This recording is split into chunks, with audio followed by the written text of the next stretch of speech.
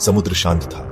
लहरें धीरे धीरे हिल रही थीं, जैसे सोई हों, लेकिन अंदर से वो उबल रही थीं, जैसे जज्बातों का ज्वालामुखी फूटने वाला हो।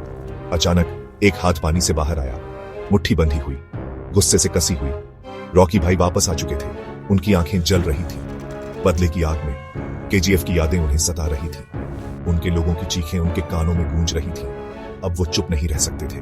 एक छोटी सी नाव किनारे पर आकर रुकी। रॉकी बाहर निकले। उनका शरीर रेत से सना हुआ था। उनके कंधों पर एक बोझ था, बदले का बोझ। वो चल दिए, बिना पीछे देखे।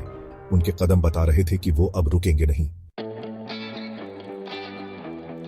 एकांत जंगल में एक बूढ़ा संत ध्यान में बैठा था। उसके चेहरे पर शांति थी, ज्ञान की चमक थी। रॉकी उसके पास पहुंचा, क्रोध में डूबा हुआ। बाबा, रॉकी बोला। उसकी आवाज में दर्द साफ था। मैं हार गया। संत ने आंखें खोली, रॉकी को देखा। हार? तुम तो अभी शुरू भी नहीं किए, मेरा सब कुछ छिन गया, रॉकी ने कहा। संत मुस्कुराया।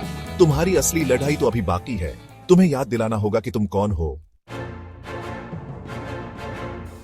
केजीएफ अब बदल चुका था। खौफ का साया छाया हुआ था। निद्रा का राज था। वो क्रूर था, निर्दयी था। उसके राज में लोग डर के साए में जी रहे थे।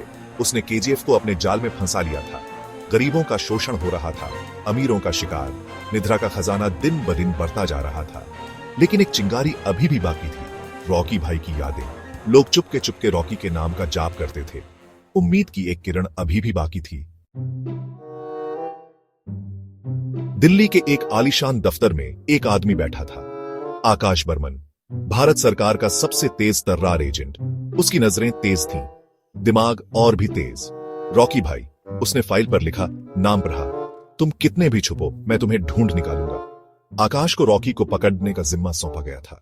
वो जानता था कि यह आसान नहीं होगा, लेकिन वो हार मानने वालों में से नहीं था।